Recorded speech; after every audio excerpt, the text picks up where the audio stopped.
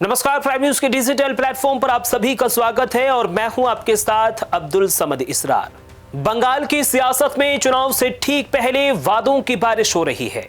हर वर्ग को साधने की कोशिश हो रही है और हर वोटर के लिए अलग पैकेज की घोषणा हो रही है। लेकिन सबसे बड़ा सवाल यही, क्या ये वादे जमीन पर उतरेंगे या फिर चुनाव खत्म होते ही फाइलों में दब जाएंगे? क्योंकि देश की राजनीति में ये पहली बार नहीं है जब इतने बड़े बड़े वादे किए गए हों। आज हम आपको बताएंगे कि कैसे बीजेपी का बंगाल प्लान, कितने बड़े हैं ये वादे और क्यों बिहार, मध्य प्रदेश और महाराष्ट्र जैसे राज्यों का अनुभव इन वादों पर सवाल खड़े करता है।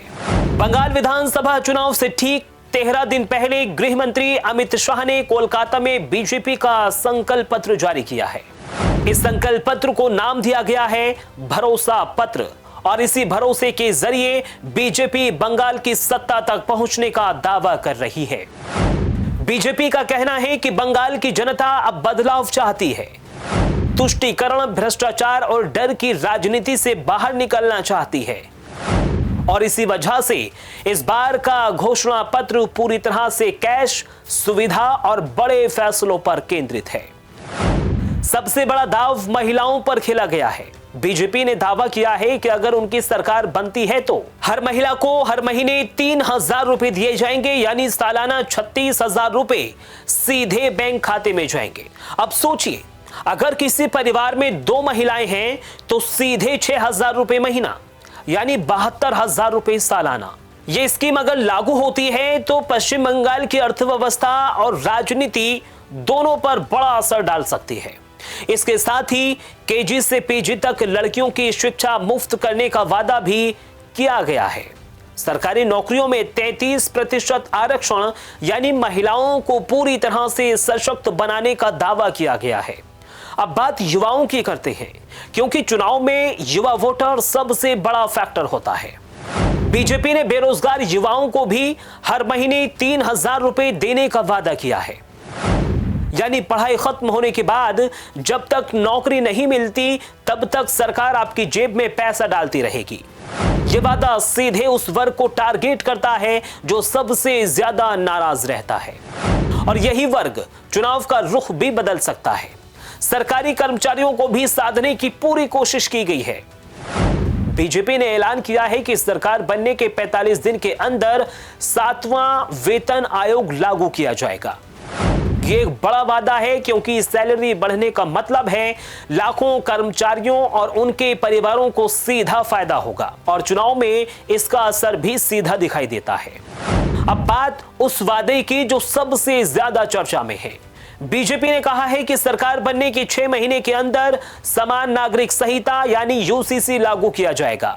यह सिर्फ एक प्रशासनिक फैसला नहीं है, बल्कि एक बड़ा राजनीतिक और सामाजिक मुद्दा है जिस पर देश भर में बहस भी होती रही है। अगर पश्चिम बंगाल में ऐसा होता है तो इसका असर सिर्फ राज्य तक सीमित नहीं रहेगा, बल्कि राष्ट्रीय राजनीति में भी बड़ा संदेश जाएगा। इसके साथ ही बीजेपी ने कहा है कि आयुष्मान भारत समेत सभी केंद्रीय योजनाओं को बंगाल में पूरी तरह लागू किया जाएगा, यानी स्वास्थ्य से लेकर गरीब कल्याण तक सीधा फायदा देने का वादा। बीजेपी का आरोप है कि मौजूदा सरकार ने कई केंद्रीय योजनाओं को सही तरीके से लागू नहीं किया और अगर सत्ता बदलती है तो ये योजनाएं पूरी ताकत से जमीन पर उतरेंगी। घुसपैठ और गो तस्करी पर सख्ती, उत्तर बंगाल में टेक्नोलॉजी संस्थान, टीएमसी सरकार के कथित भ्रष्टाचार पर श्वेत पत्र, ये सभी वादे इस संकल्प पत्र का हिस्सा हैं, यानी सुरक्षा, विकास और पारदर्शिता, तीनों मुद्दों को एक साथ साधने की कोशिश की गई है। लेकिन अब सबसे बड़ा सवाल यही है, क्या ये वादे पूरे होंगे? क्योंकि अगर हम पीछे मुड़कर देखें तो तस्वीर इतनी आसान नहीं है। बिहार का उदाहरण हमारे सामने है। चुनाव के दौरान रोजगार भत्ता और विकास के बड़े बड़े वादे किए गए, लेकिन आज भी बेरोजगारी का एक बड़ा मुद्दा बनी हुई है। युवाओं को बड़े स्तर पर स्थायी राहत नहीं मिल पाई है। कुछ योजनाएं शुरू जरूर हुई हैं, लेकिन उनका असर सीमित रहा है। मध्य प्रदेश की बात करें तो वहां भी चुनावी घोषणाओं की लंबी लिस्ट थी। लाडली बहन जैसी योजनाएं चर्चा में रही, लेकिन हर वादा समय पर पूरा नहीं हो पाया। कई योजनाएं लागू हुई, लेकिन बजट और संसाधनों की वजह से उनका दायरा सीमित रहा। महाराष्ट्र में स्थिति और भी ज्यादा जटिल रही। गठबंधन सरकारों के कारण कई फैसले अटक गए। राजनीतिक अस्थिरता ने विकास योजनाओं की रफ्तार को प्रभावित किया और कई वादे कागजों में ही रह गए। अब सवाल उठता है, क्या पश्चिम बंगाल में हर महिला और हर बेरोजगार युवाओं को 3,000 रुपए देना संभव है? आर्थिक जानकारों का कहना है कि अगर इस तरह की योजनाएं लागू की जाती हैं तो राज्य के बजट पर भारी दबाव पड़ेगा, हजारों करोड़ रुपए का अतिरिक्त खर्च होगा और अगर राजस्व उतना ही बढ़ा, यानी अगर राजस्व उतना नहीं बढ़ा तो सरकार को या तो कर्ज लेना पड़ेगा या फिर दूसरी योजनाओं में कटौती करनी पड़ेगी। यानी राजनीति में वादा करना जितना आसान है उसे निभाना उतना ही कठिन है। और यही वजह है कि हर चुनाव में जनता अब सवाल पूछने लगी है। बीजेपी का दावा है कि उसको ये संकल्प पत्र यानी भरोसे का दस्तावेज है और अगर जनता मौका देती है तो ये सभी वादे जमीन पर उतरेंगे। लेकिन विपक्ष का कहना है कि ये सिर्फ चुनाव जीतने का फॉर्मूला है। तो क्या बंगाल में भी वादों की बारिश वोटों में बदल जाएगी या फिर जनता इस बार हिसाब मांगेगी? क्या 3,000 रुपए महीने का वादा गेम चेंजर बनेगा या फिर आर्थिक बोझ बनकर रह जाएगा? क्या यूसीसी जैसा बड़ा फैसला सच में 6 महीने में लागू हो पाएगा? बंगाल की राजनीति अब अपने सबसे अहम मोड़ पर है, जहां एक तरफ बड़े बड़े वादे हैं तो दूसरी तरफ पिछले अनुभवों की सच्चाई। फैसला अब जनता के हाथों में है, भरोसा करना है या सवाल पूछना है। क्योंकि लोकतंत्र में सबसे बड़ा मुद्दा यही है, वादे कितने बड़े हैं नहीं, वादे कितने पुराने होते हैं। बंगाल की सियासत अपने निर्णायक मोड़ पर खड़ी है। एक तरफ बड़े बड़े वादों का अंबार है, हर वर्ग को साधने की कोशिश है, महिलाओं के खाते में 3,000 रुपए डालने का भरोसा है, युवाओं को भत्ता देने का वादा है, सरकारी कर्मचारियों के लिए 7वें वेतन आयोग की बात है और 6 महीने में यूसीसी लागू करने जैसा बड़ा ऐलान है।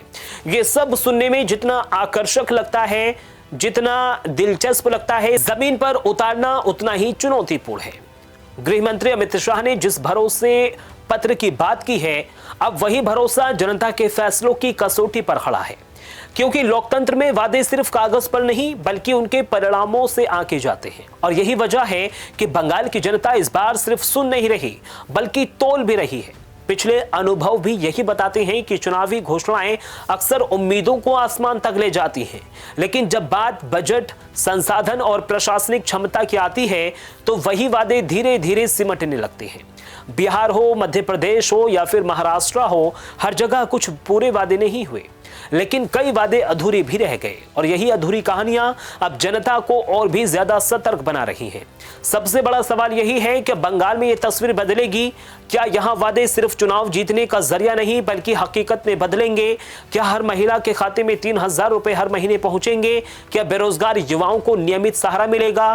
क्या इतने बड़े आर्थिक बोझ को राज्य संभाल पाएगा या फिर ये वादे भी आंकड़ों की फाइलों में उलझ कर रह जाएंगे? क्योंकि सच्चाई यही है, चुनाव सिर्फ वादों से नहीं जीते जाते, चुनाव भरोसे से जीते जाते हैं और भरोसा तब बनता है जब सरकार अपने शब्दों को कर्म में बदलती है। अब फैसला बंगाल की जनता के हाथों में है। वो तय करेगी कि इस भरोसा पत्र पर भरोसा करना है या फिर पिछले अनुभवों को याद रखते हुए सवाल पूछने हैं। क्योंकि लोकतंत्र में सबसे बड़ी ताकत जनता की होती है और सबसे बड़ा सवाल भी वही पूछती है, वादे कितने बड़े थे ये नहीं, वादे कितने पूरे हुए, यही असली परीक्षा है, यही असली राजनीति है और यही तय करेगा बंगाल का भविष्य। फिलहाल मुझे दीजिए इजाजत, नमस्कार।